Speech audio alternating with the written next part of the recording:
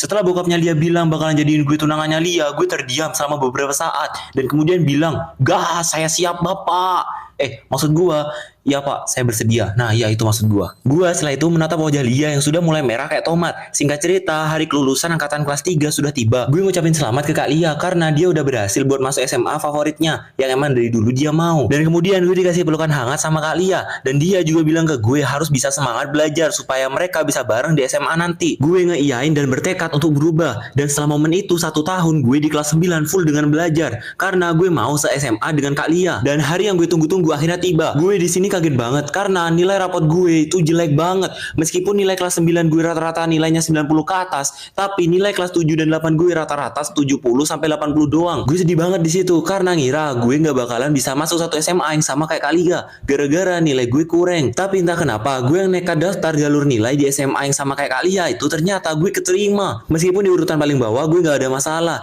karena yang paling penting itu gue keterima. Di hari pertama gue masuk SMA itu tiba-tiba aja langsung disambut sama Kak Lia dengan senyum ramahnya di depan gerbang. Dan setelah itu gue ngobrol sama Kak Lia sambil dia nganter gue ke kelas gue. Dan waktu sudah sampai kelas gue itu Kak Lia izin buat balik ke kelasnya dia juga. Dan gue bilang makasih ke Kak Lia sambil ngasih gantungan kunci bentuk kucing. Kak Lia nerima pemberian gue itu dan dia bilang makasih sambil wajahnya merah. Singkat cerita gue yang baru masuk kelas tiba-tiba aja tabrakan sama cewek yang buat kita berdua sama-sama jatuh. Gue di sini langsung berdiri dan minta maaf ke si cewek yang udah gue tabrak ini. Si cewek bilang gak apa-apa karena dia juga salah karena gak ngeliat.